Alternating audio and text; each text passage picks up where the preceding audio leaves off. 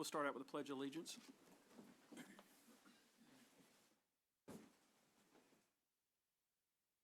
Pledge allegiance to the flag of the United States of America and to the republic for which it stands, one nation, under God, indivisible, with liberty and justice for all.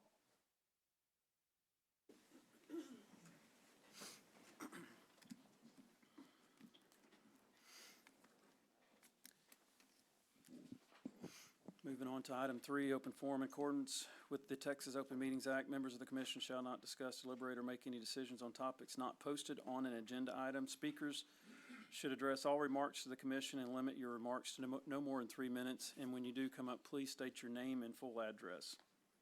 Moving on to number 4, consent agenda. Consider approval of minutes from the Planning and Zoning Commission meeting held on October 13, 2025. We'll entertain a motion when ready.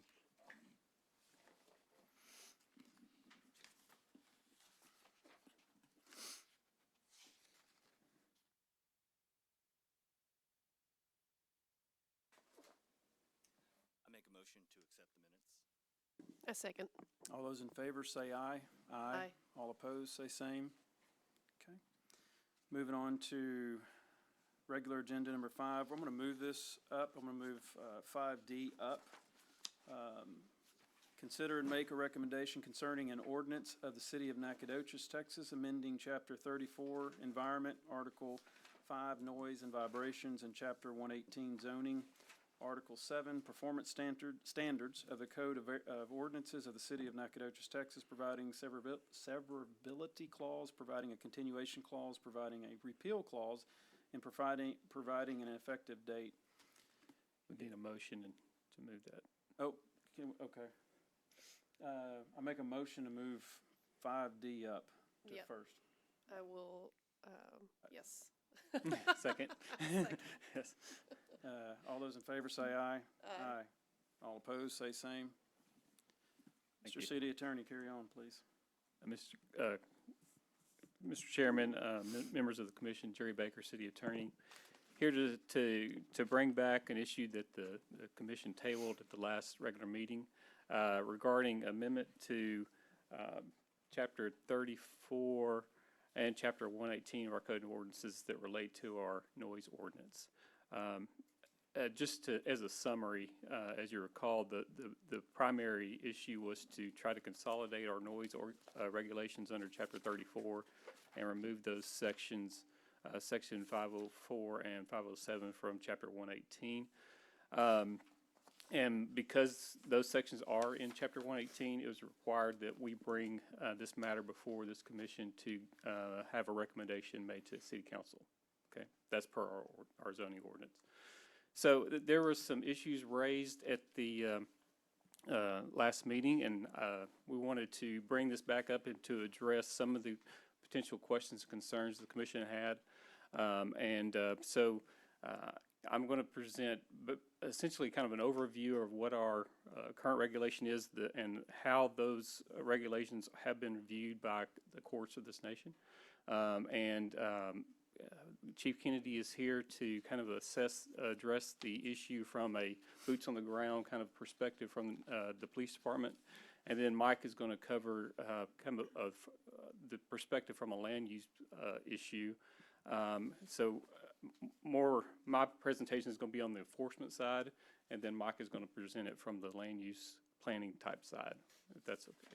So at any time during our presentation, if you have any questions, just feel free to stop me or any one of us as we're presenting and just ask those questions, but we'll proceed. So just wanted to point out that our standard for noise violation enforcement is set forth in Section 34-151.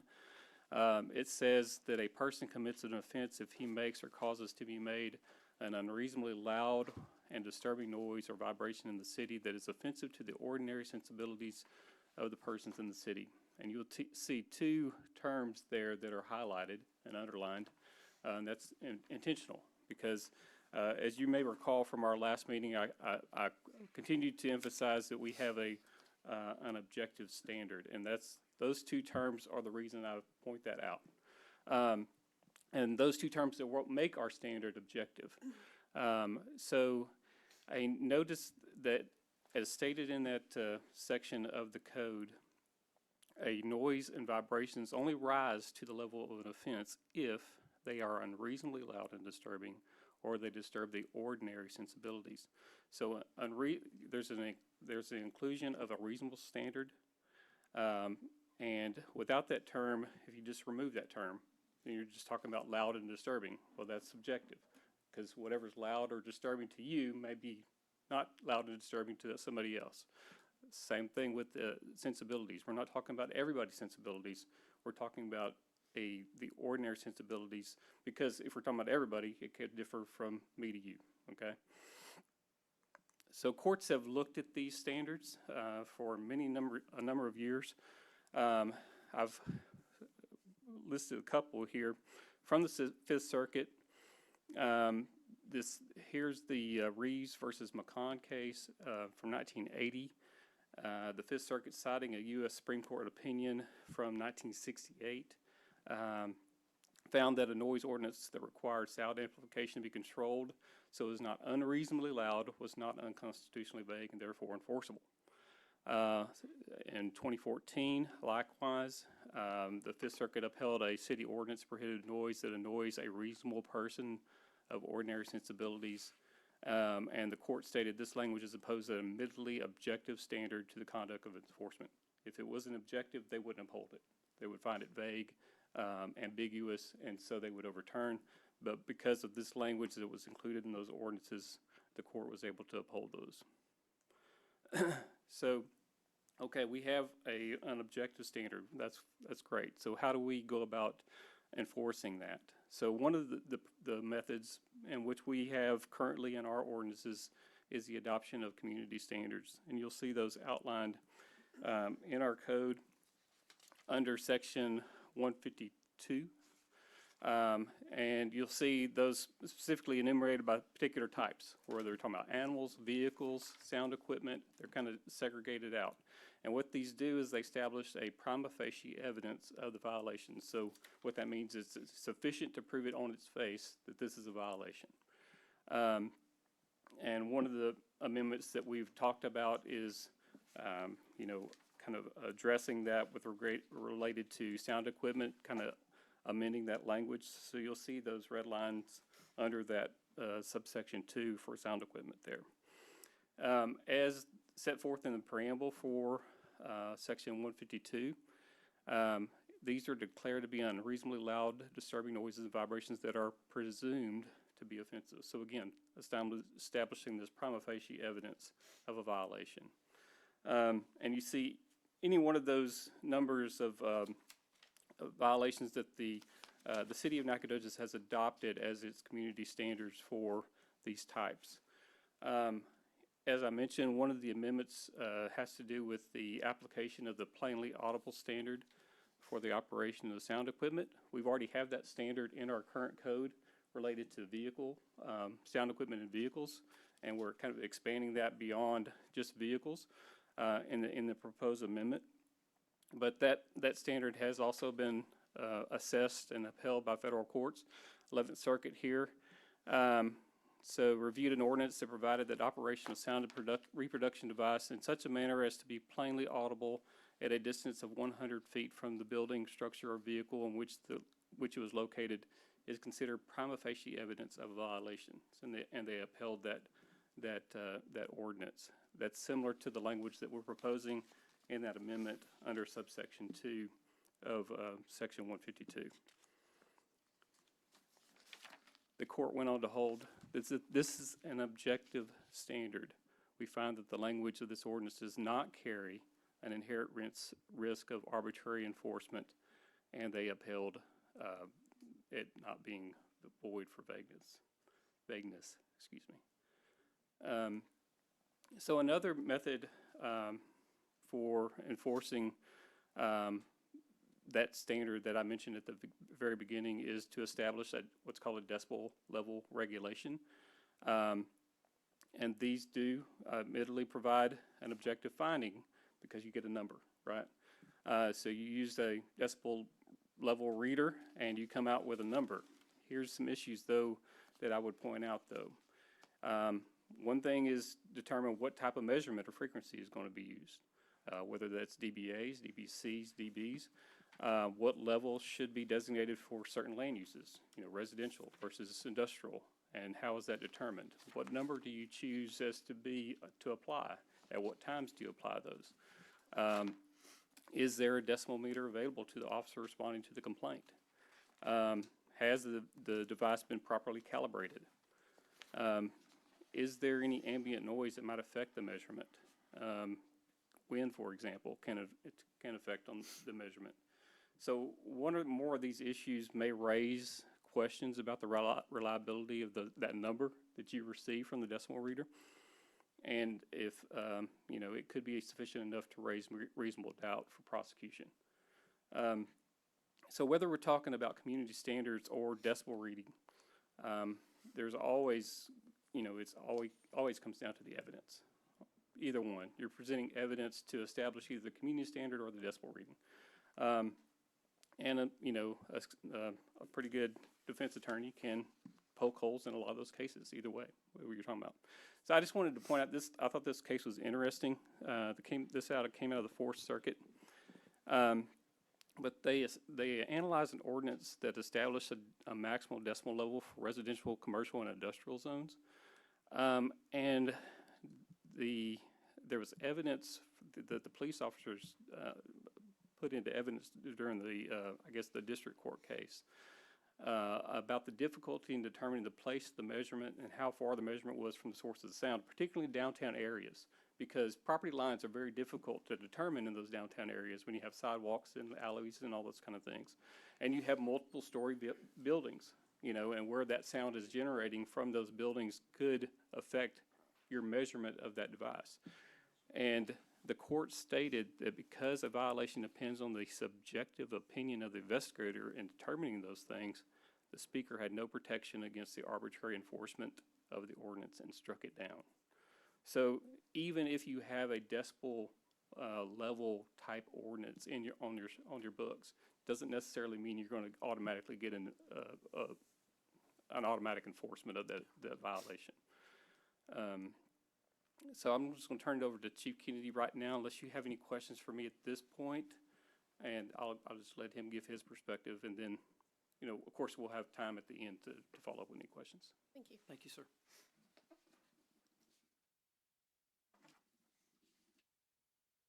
Good evening, Chairman, Commissioners, Assistant Chief Bill Kennedy, Nacogdoches Police Department.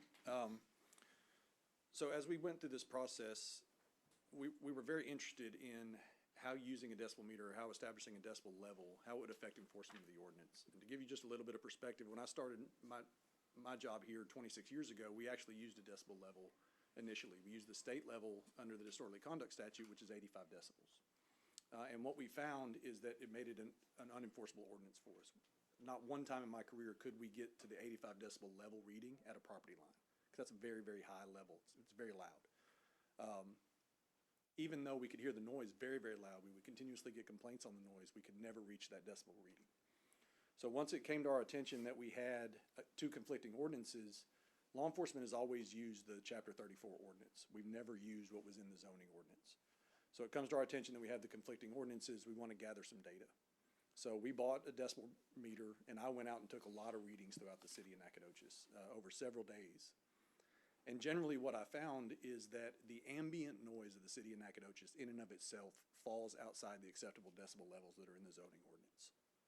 So on its face, as it's written currently, it's essentially unenforceable as it is. So if I were to put it into context, a person calls in a complaint about a certain source of noise.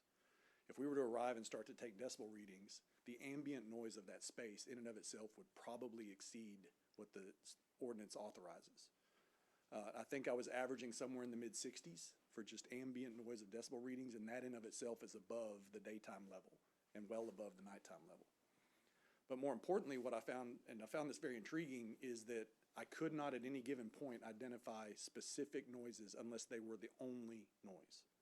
So as an example, I'm taking decibel readings in and around the intersection of North Street and Main. I'm getting pretty consistent readings in and around the 70, 71 decibel range. And then finally I hear what we get complaints on all the time: loud vehicles, music. I hear one coming down West Main Hill coming toward the police department. Large truck, lots of music. I can hear the words and make them out as it gets close to Pearl Street. I'm all the way up at North at Main. Like, this is the one. This is what I've been waiting for. The vehicle shows up, gets to the red light, hasn't turned its music down. My decibel meter never changes. It wasn't the loudest noise in the environment, and that's all the decibel meter is looking for. It's giving me the loudest noise in the environment. So then I realized, not only can I not tell you what the decibel meter is measuring, quite often it's not going to be measuring what the person is complaining about, the noise that is different than what is normal in that space. I went to several other areas in town where we have a lot of complaints, and I started taking decibel readings there, and I found the same thing to be true. The ambient noise was usually the loudest noise in the environment, but whatever the noises were in that specific place that people had complained about would come through the space, but they weren't what I was picking up on the decibel meter. So in those contexts, what we would end up with is people would call in and make complaints about noise, and if we were to take that meter out and try to take measurements, we would not be able to do anything about the noise, because A, we wouldn't necessarily even know if the noise they're complaining about is creating that reading, and B, if it was, it probably wasn't the loudest. And there's particularly a carve-out in the ordinance as it exists now, where it sets a daytime and nighttime level, and then there's a carve-out for higher ambient noise. And what it says is if the ambient noise is higher than the carve-out in the ordinance, we have to go by the ambient noise level. So if the ambient noise in and of itself is higher than those measurements that we've set out, the new noise that the person's complaining about has to be higher than that. So depending on where you are in the environment, that could be a very, very high reading. So long story short, as it sat, I found, at least from an enforcement perspective and really kind of a community caretaking perspective, setting any kind of decibel reading would either have to be so low that everybody violates it all the time, just in their normal everyday life, or be so high that we probably could never reach that threshold. So I contacted several other city police chiefs throughout the state of Texas and found that either they have strucken all of their decibel readings from their ordinances because they found them unenforceable, or they included another more similar language to what we're using, and that's the only portion of the ordinance that they enforce for these same reasons. Any questions for me?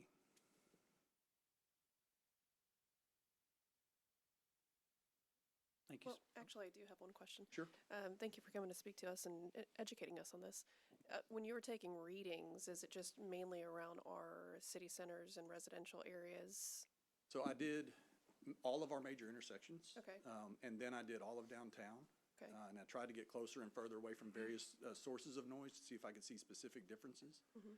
And then I actually responded to some actual complaints where people would call in noise. Sure. And that created an even more challenging enforcement environment. As a particular, I'll give you one particular example. It's in a residential neighborhood here off Appleby Sand. It was a daytime noise complaint on noise coming from a vehicle. And it happened to be that they were outside working on cars, so they had a car parked in the driveway, had the windows down on it, and were playing music. I drive a plain black F-150 pickup truck, so it doesn't say police on the side. I thought, okay, I'm gonna be able to get close. They're not gonna see me coming. I still parked 2 blocks away, and I walked in, dressed exactly as I am now. And obviously, they saw me coming and turned the music down. So as I get close enough to take any kind of reading, the music's already turned significantly down from where it was when the complaint came in. Sure. Obviously a challenge to enforcement. Just so happened I knew these people, and I said, this is gonna be a very strange request, but I promise you you're not gonna get in trouble. Can you turn that back up to where it was when you saw me coming? And they obliged, at least they said they did. And I took some readings, and they were in violation of the ordinance, but they weren't much louder than the same ambient noises. They were still in around that low 70 range. And that made me realize that when you live in a party town, you police a party town, there's always somebody looking for the police. If we get a complaint on the noise and they see us coming and they know we're taking decibel readings, they're always gonna turn it down. We're gonna get low readings, we're gonna leave, they're gonna turn it right back up. Sure. And just for curiosity's sake, how well are our officers trained on decibel readings? As of right now, they're not. Yeah, Because and we then- don't use that as a standard. Sure, okay, so then the other question I have is, if we have these decibel meters to read, what are we gonna do with them once we strike this from the code? Well, we bought 2 Okay, just good. for this reason, Got it. so we could get some accurate data for our own. Other than Okay. that, we don't own any. Awesome, okay, great, thank you. Yes, ma'am. Thank you, sir. Yes, ma'am.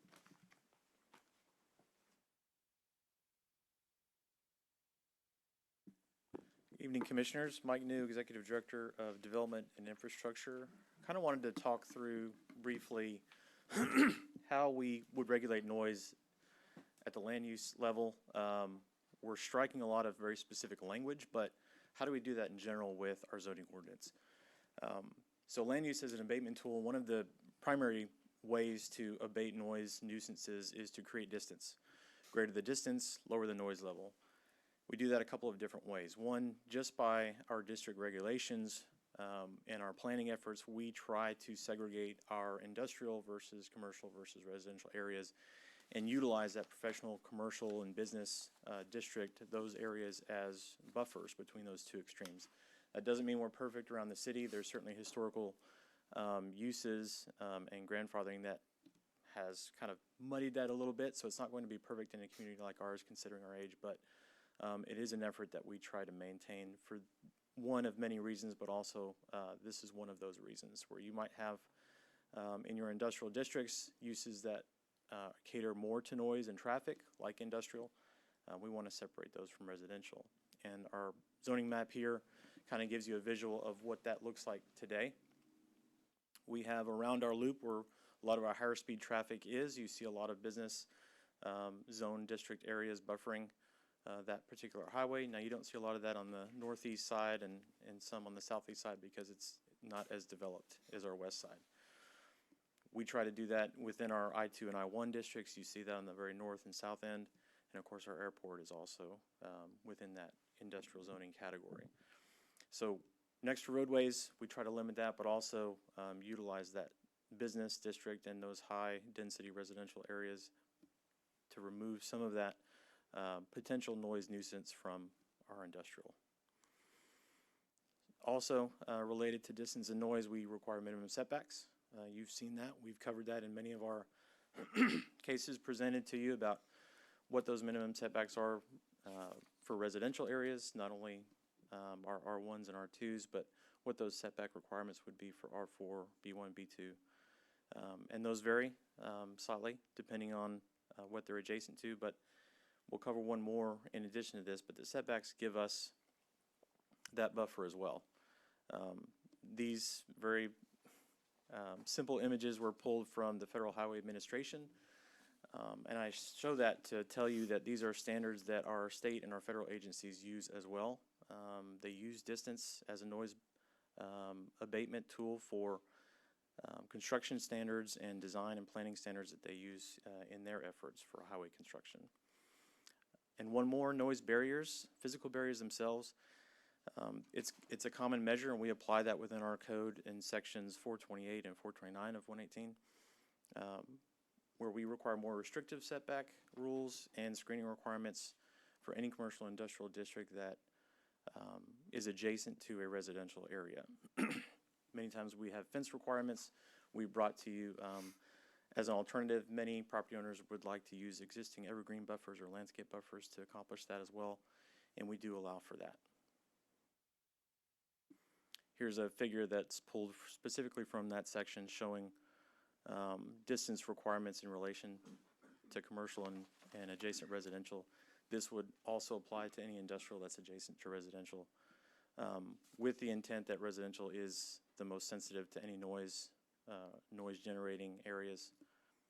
Hence, we have more restrictive rules for anything that's adjacent to our residential districts. But there may be other ways that we can bolster this if we don't have specific decibel levels that we're measuring and applying within the zoning ordinance. So what are those things? Specific to Chapter 34, we could look at alternative or modify our construction times. Majority of the times mentioned within Chapter 34 are generally 9 p.m. to 6 a.m. Many cities utilize different time frames. 7 p.m. to 7 a.m. is prohibited hours. We could consider modifying those standard times as they apply to very specific noise nuisances like construction or other things that we might specifically permit for a temporary use. In 118, our future land use plan, we could identify particular areas where there might be issues, even specific to noise, where we would, within our future land use plan, identify certain zones or areas that would be more compatible to gradual changes within those districts. We are looking at this year, working with a third party to identify maybe an updated future land use map that we would bring to this commission for consideration. And this would certainly be part of that, where we identify potential areas of constrain are areas where there are two polarizing districts adjacent to one another, and how a future land use map might improve that. So that is something we are looking into this year. And again, our land use schedule, Chapter 118, we already have several uses within our schedule that provide for specific use permitting based on the land use. And for the ones that have typically that generate a large amount or reasonable amount of noise, think of outdoor commercial amusement park, carnival or circus that we would permit temporarily. A racetrack might be another one that would apply. There's many of them listed within our land use schedule, and we provide specific use permitting for those. If there's some that we may feel that might generate noise or unreasonable amount of noise, depending on its location or just in general within the city limits, we could bring to the commission proposals for changes to apply specific use permitting to those types of land uses. So those would be our options outside of what we're already doing. Happy to answer any questions on that. I think that takes us to the end of this presentation, but Jerry and I are here too. Quick question, like Yes. outdoor music, we use the brewery as an example. Do they have they could theoretically fall within this, outdoor music? If there were a complaint specific to their outdoor music, we would address that within Chapter 34. Okay. We haven't historically had a complaint there. If that was something that they were presenting and saying, well, how can I reduce this issue? We would talk through the types of site improvements that they could do to reduce that noise level. And you're really talking about noise barriers at that Yeah. point. Yeah. Just trying not to get someone like that caught up in this. Do you think the intent of this Sure. is for? And this doesn't, it does somewhat change our enforcement, but it doesn't change how we approach noise. Yeah. Okay. And I'll just add one more example to that. In our downtown implementation plan, we've discussed ideas of maybe improvements to Festival Park that could incorporate an amphitheater. We're still discussing those things, and the council will see a presentation on that in probably within the next 30 days. But one of those things we look at is with that amphitheater in an area where we do have residential adjacency, we would keep those things in mind. If we got to the point where we're developing that site for that purpose, noise abatement would be a priority for that. Great.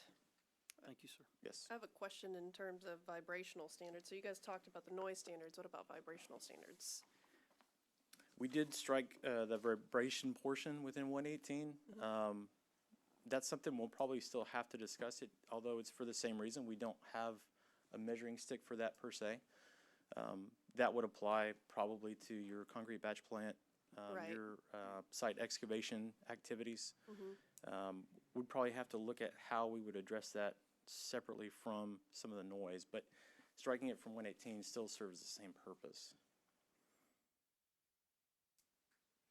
So, and one of my concerns from the last time was that for land use, if we were to have an industrial zone or say a data center came in and there's vibrational things happening within, equipment that is disturbing the residential neighbors that are abutted next to it, how are we going to address that? Data centers are one thing I'll touch on our last item in our subcommittee report, but when there are particular uses that we define are of a category that could generate significant vibrations, we would look at updating our land use to apply specific use permitting potentially, or provide additional standards under that land use category, So currently, supplemental standards. right, and it's not listed under any type of zone ordinance right now as a specific category, is it? Data center? Yeah, I don't believe so. No, energy storage system is one that we're looking at. I don't know if the definition of data center would necessarily apply, but it could. That could be something we look at in the future. Yeah, that's something that I would like to that's my main concern, is that with all these data centers popping up everywhere, that we are very specific to our town and our people and our residences about what that entails. So in those terms, and I don't want to get too off base, but we would look at increasing those setback requirements somewhat similar to what we've done for tobacco vape shops, where we would require distances between data center units or buildings that they couldn't be any closer than 1,000 feet. I'm just throwing ballpark numbers out there. And that the setback from any adjacent residential, if there were some, again, we try to minimize that with new districts that we approve, but If they were adjacent to residential, then the setback for any particular unit within that parcel would have to meet additional standards as well. Sure, so in between this time about deciding when that would actually go into the future land use or a specific use permit, how are we going to determine until that gets codified? Put into our ordinances. So if somebody came in and said, I want to build this data center now, how are we going to regulate that? How, in terms of vibrational standards, would that? Well, I mean, I think, I would just point out that, the list in 152 is not exclusive. I mean, so it's not the only ways that we can enforce these community standards. So 151 applies irrespective. So if there are vibration violations that exceed what would be the ordinary sensibilities, we can still enforce that, even though it's not specifically enumerated in 152. Okay, and that would be under the objective standards if, Correct. okay. Yeah, so these same standards would apply with vibrations too, I'm assuming. Yep. Okay, well, that's good to know. The other thing I have a question about in terms of the marked changes is, did we specifically insert who would be enforcing this? Because it would be the police that would be doing in Chapter 34, correct? It'd be NPD and code enforcement. Did we do any, it does state that in there. I think I remember reading that. It just depends on the type of, I guess, complaint is and who's responding at the time. But code enforcement or NPD would have enforcement ability to go out and actually issue a citation should somebody be in violation. Of course, it would ultimately be prosecuted through my office. Right, does it state that in there, though? Does it need to be stated? I don't believe so. Okay. I mean, You're the city attorney, so I'm asking you. I mean, I'm trying to think of a scenario off the top of my head where, if someone were to raise a complaint, ordinarily it'd probably go to NPD. Right. I mean, Either one would be called to observe the violation. Okay, but we've had, people complain, one of those is animal noises. So they may call animal services, but the animal services likely call either NPD or code enforcement to have them go respond to that kind of situation. okay, thank you. Anything else? One more question. So in looking at different types of cities like, Fort Worth, which is about, well, it's grown quite a bit, but they have a nightlife scene, they've got cattle ranching operations, they've got all sorts of things. Are we looking at different types of cities to compare our codes around the same, size population and industries that we? We typically, anytime we look for changes, especially red line changes or striking sections from our code, we're comparing ourselves to a lot of different cities, sometimes bigger cities, dreaming big, thinking of the most extreme cases and how those might apply in our case, especially with a university that's looking to grow. Right. There may be something that we wouldn't necessarily want to compare ourselves to Lufkin, but we might want to compare ourselves to a College Station. So just depending on the case, we're always comparing other codes. Okay, because they have a good hybrid code. And so there's the objective standard, and then they also have the measurable standard, is what I've seen. So just saying, doing some research here. And that could be something we evaluate, and we're always going to be evaluating our code for improvements and changes. Knowing that there may be some vulnerability with the code as it is now, we can apply a standard we know and has a case history of working. And if there's other improvements, again, you've presented a couple of cases locally that may come across issues where we need to look at our codes and make sure we're meeting a better standard than what we have. Great. Okay, thank you. Sure. Was there anyone that had signed up to speak on this matter? I don't think so. Okay. We'll entertain a motion when ready. Okay, I make a motion to approve. And I second it. All those in favor say aye. Aye. All opposed, say same. Okay, thank you. Thank you. Thank you, Chief Kennedy. Appreciate you coming Appreciate in. your time.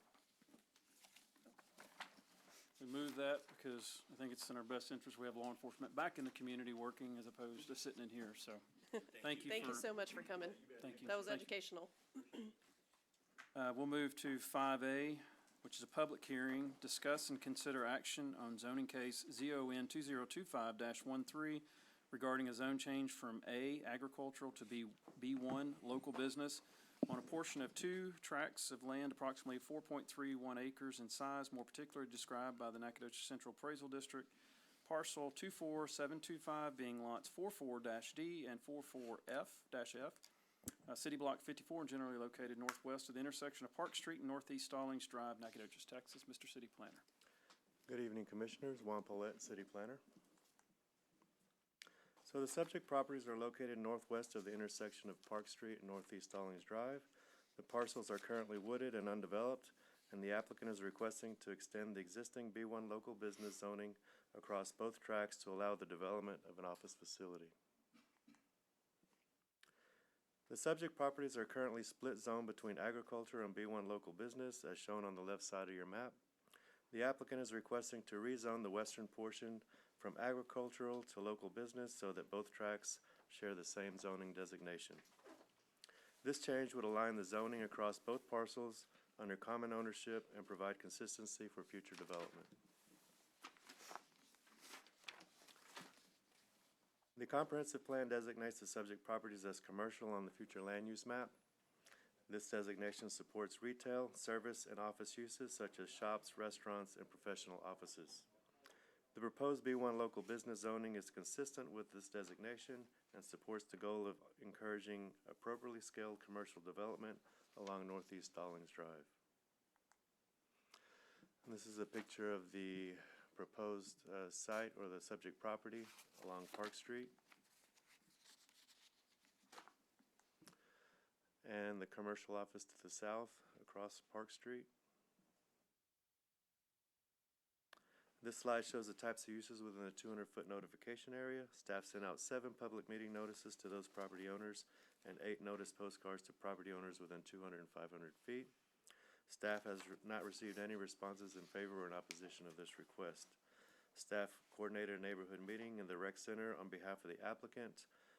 One of the neighboring residents attended the meeting with general questions but was not opposed to the request.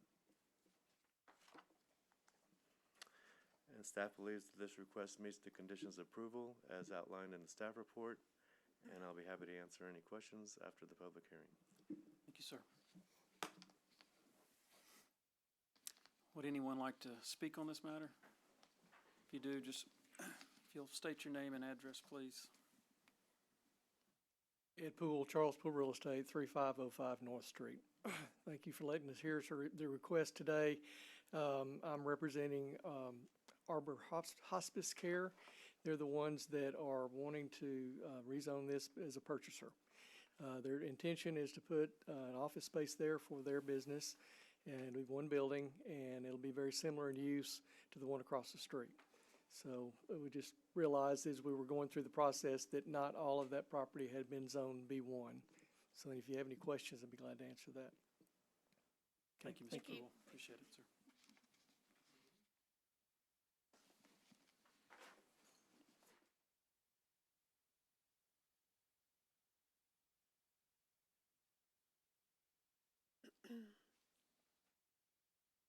Hello, Good evening, sir. my name is Gary Newman. I'm the president of the Village Gate Homeowners Association. And You state your address, please. For the 925 Village Gate Circle. Thank you, sir. The map that was shown just now did not reflect what was handed out at the public meeting. Okay. The map that was handed out at the public meeting shows lot 44F, block 54, on either side of Stallings. And hence, they were, in this map, they've got this shown to be redistricted as commercial, when currently it's agricultural. And we've got some problems with that, as our neighbors who live in Village Gate Circle do not want businesses right there that close to the neighborhood. Across the street for the office building, we're not opposed to that.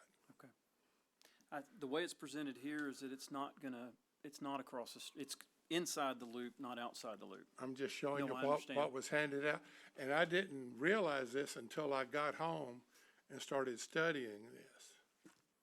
Okay. So either there's something wrong with your zoning maps and the information that was passed out that needs to be corrected. You bet. We just, that's what these meetings are for, That's right? exactly what I was gonna Absolutely. say. That's exactly We'll what get we're it figured here out here.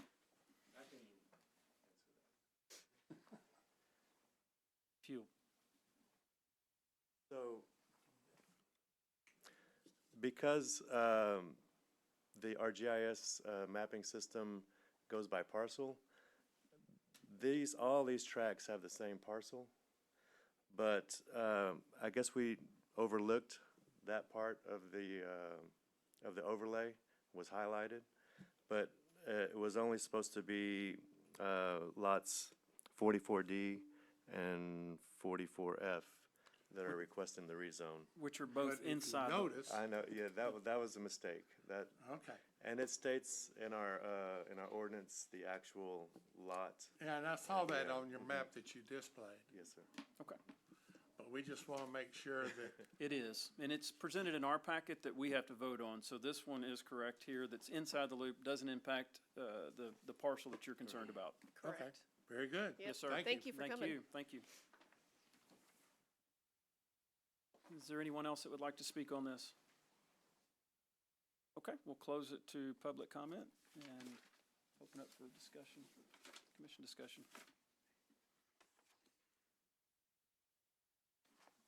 And if no discussion, we'll entertain a motion when ready.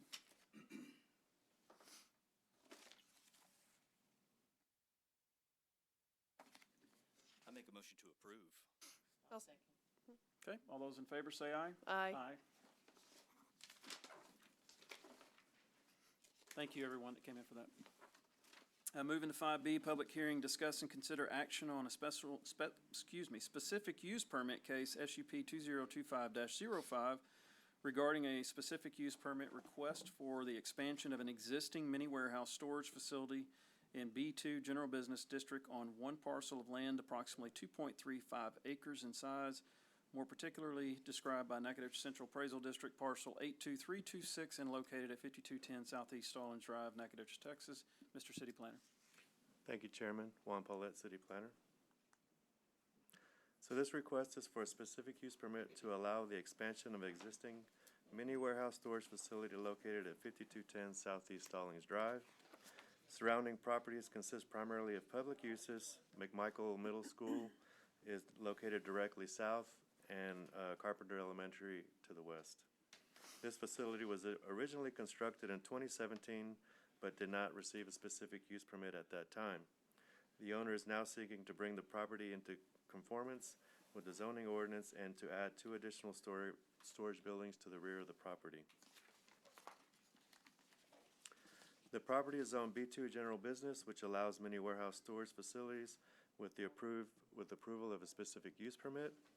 The surrounding properties are primarily zoned B2 General Business. The area consists primarily of public and undeveloped land uses, and the proposed expansion is consistent with the existing zoning pattern and surrounding land uses. The future land use plan designates the area as public, which includes government buildings, office, public schools, and other institutional uses. Although the existing and proposed use does not align exactly with the public designation, the facility is located along a major thoroughfare with similar low intensity and institutional use. The expansion will bring the existing development into conformance with the zoning requirements while maintaining compatibility with the surrounding area. And this slide shows the existing facility and the proposed expansion of the 2 new buildings to the rear of the property. And this is a picture of the subject property from the loop. And this slide shows the types of users within the 200-foot notification area. Staff sent out 4 public meeting notices to property owners within 500 feet, and staff has not received any responses for this request. Staff coordinated a neighborhood meeting at the council chambers on behalf of the applicant, and no one attended the meeting.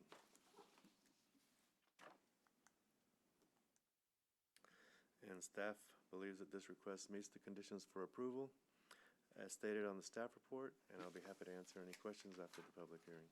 Thank you, sir. We'll open it up to public hearing. Is there anyone that would like to speak on this matter? Please. Name and address, please, sir. Evening, Kenneth Jones, 4720 East Main. I'm just here on behalf of Mr. Cox, who could not be here this evening, answer any questions if necessary. No questions. I don't think there are any questions. Thank you for being here. Appreciate it. Thank you. We'll close public hearing on it and open it up for commission discussion, if there are any questions. Well, and I just had one question for you concerning, so the overlay on this for the future land use was for public designation, Yes, and that was created in 1970 something, is that correct? around there, yes. Okay. That's when I believe the future land use was created along with our zoning ordinance. Okay, and you said BK 64 is what, the elementary school? Yes. Yes. Yeah, okay. Just a side note, we need to update that. I know that we're going to work on it this year. Thank you, Mike New, for that, because that's very perplexing. But other than that, I understand that, so I just wanted to confirm that. Okay, thank you. All right, I make a motion to approve. I Oh, second. sorry, if anybody wanted to discuss more. No, was there anything else? Nope. You made a motion to approve. I second it. All those in favor say aye. Aye. All opposed, say same. Okay. Thank you. Thank you for being here, sir. Appreciate it. Thank you. Okay, moving on to 5C, this is discuss and consider action on a sign variance case, SV 2025-02, regarding a variance to section 78-101 of the Nacogdoches sign ordinance for the freestanding sign with a reduced minimum setback requirement on one parcel of land approximately 2.12 acres in size, more particularly described by Nacogdoches Central Appraisal District parcel 51767 and located at 4501 North Street, Nacogdoches, Texas. And just a reminder, this is not a public one. Mr. City Planner. Thank you, Chairman. Juan Paulette, City Planner. The subject property is located at 4501 North Street, near the intersection of North Street and Creek Bend Boulevard, and is currently under construction for the new Chick-fil-A. The property has approximately 635 feet of frontage along North Street and Creek Bend Boulevard and takes access from both streets. The site is relatively flat and is approximately 2 acres, and the applicant is requesting a variance from section 78-101 of the sign ordinance to allow a reduced setback for a 30-foot tall freestanding sign along North Street.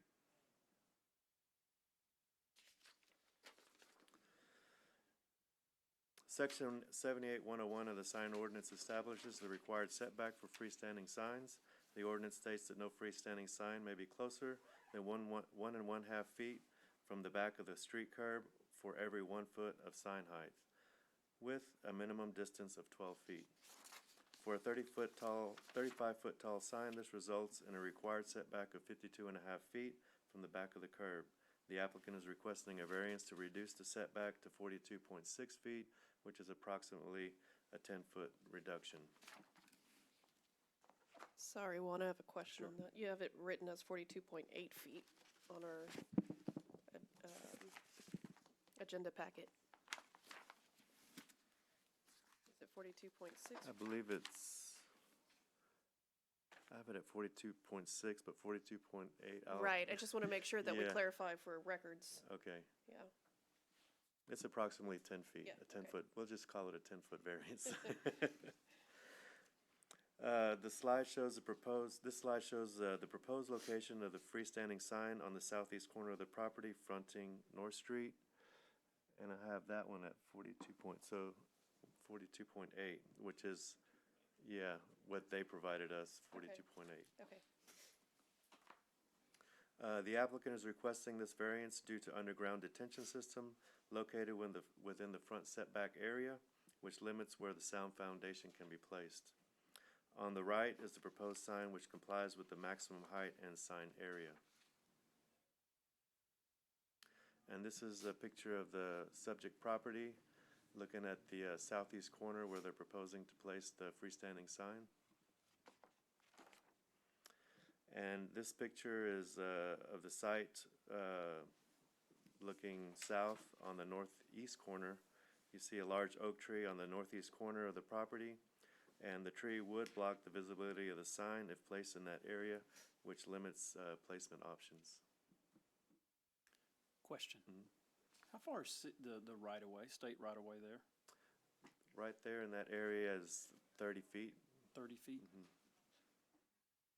Those telephone poles are, Those, they're about 40 feet.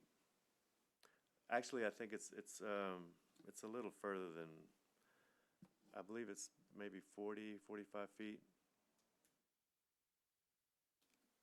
from the edge of the curb. the telephone poles are. Yes.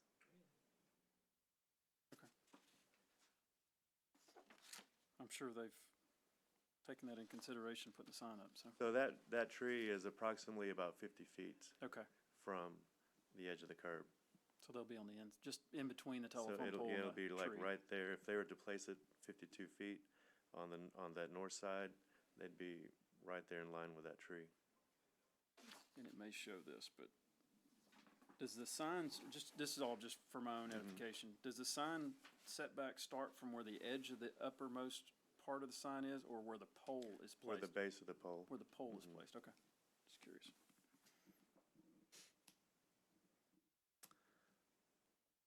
Any other questions? Those are good questions. I'm learning after you.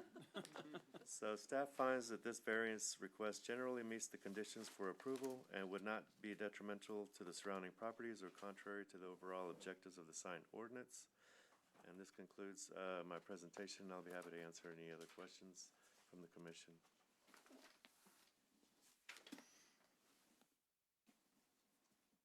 I don't have any further questions, but I'll give a minute here for them.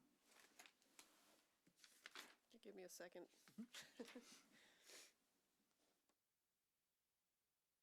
And just to clarify, if you look on this site plan, there are 42 feet, 8 inches from the edge of the curb, so the right-of-way is about 30 feet. Okay, From that's the good. edge of the That's curb. really good, yeah. Did I read somewhere that this was a request for this setback because there was something in the way that they Yes, the detention area, if you look at the site plan, Yeah. is basically underneath where if you was to go back 52 feet from North Street, that would be, the base of the sign would be on top of the detention pond or the detention area, Mhm. which wouldn't support Okay, the weight of the pole. yeah, I wanted to clarify that. That was my question. Okay. Okay, great.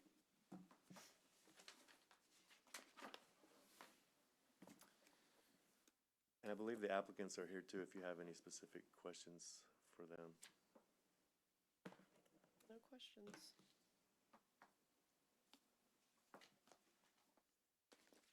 Great, I make a motion to approve. I second.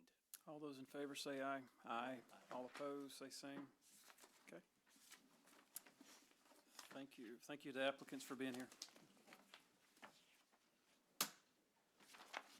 Moving to number 6, subcommittee report updating on the previous zoning ordinance subcommittee meeting. Good evening, Commissioners. Mike New, Executive Director of Development and Infrastructure. Our zoning ordinance subcommittee last met on October 29th.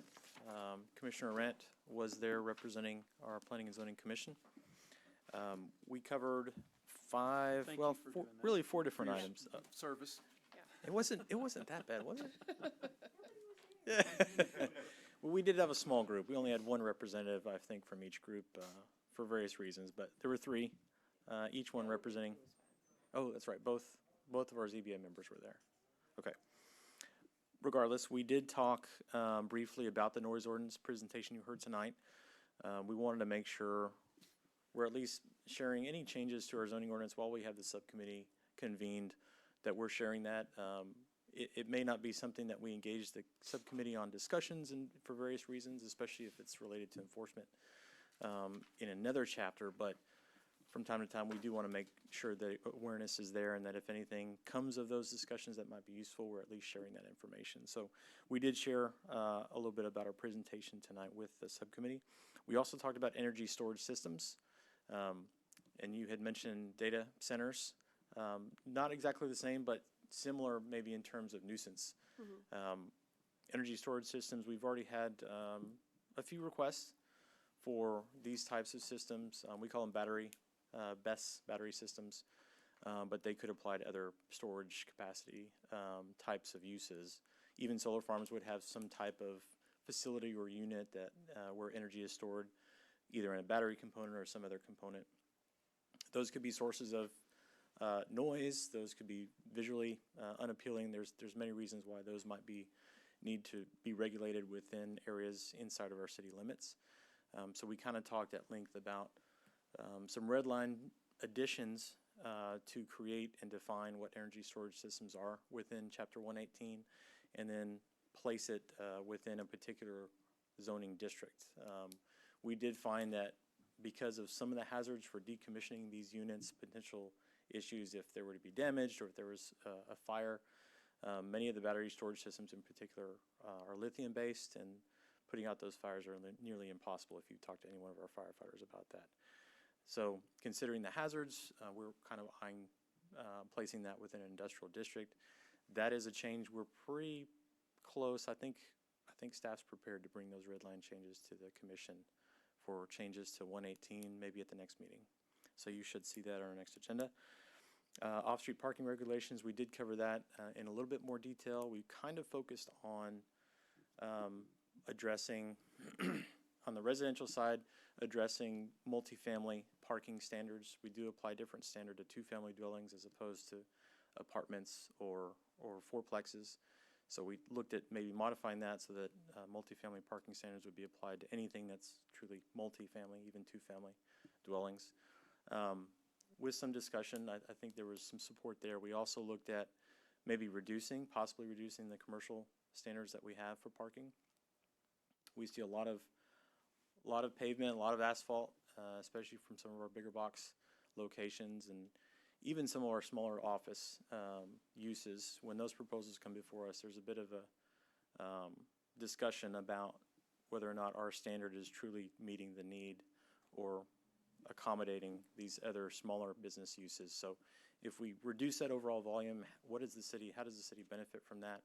Maybe it's a reduction in pavement, maybe it's a complement to additional landscaping. So we did sort of evaluate whether or not landscaping requirements would go hand in hand with a reduction in parking requirement. We're still developing that language. That's not something you might see at the next meeting, but hopefully soon. And then lastly, fence regulations, that has come on our agenda and off our agenda at the subcommittee level. We don't want to be too restrictive, and we want folks to have their freedom and property rights. However, long ago, cities used to be able to regulate building materials when it came to housing development. Cities don't have that capability anymore. The state has preempted us on that. Fence regulations are a different ballgame. When you're talking about particular barriers that run between properties and even along frontage of some properties, there may be a use case for cities to identify some regulation and prohibit some particular materials like barbed wire or electric fence, especially in neighborhood districts. So we don't have any regulations to that effect, although many cities in Texas do. So that is something we're not yet prepared to bring before the Zoning Commission and Council, but we're going to put some red line language together for that one as well. And other than that, I'm not sure if we discussed anything at the tail end of that meeting, but we still got some big elephants in the room to cover. Plan developments, we'll kind of talk about that in a broad scope, whether or not and how we should be evaluating plan developments when they come before the commission and the council. It's essentially unique zoning districts, and different standards apply to every PD. So that's probably the remaining one. Once we get through off-street parking, once we get through that, I think our subcommittee will have absolutely served its purpose, and we'll evaluate whether or not future discussions are needed for other items and changes. So when you talk about landscape use and fencing and parking, like reduction of parking, are you guys looking to update what is required for landscaping in terms of different types of trees and shrubs and, you know, adding any type of foliage that's completely different from what we have now. Potentially, that could, we don't want to make changes on one end without really evaluating the whole Sure. picture. Some cities have green guides. We do have a plant list and a foliage We list. do have, yeah, I've seen it. That could be updated. There could be some xeriscaping associated with that as well, if that was a desire of the cities. We haven't gotten to that point yet.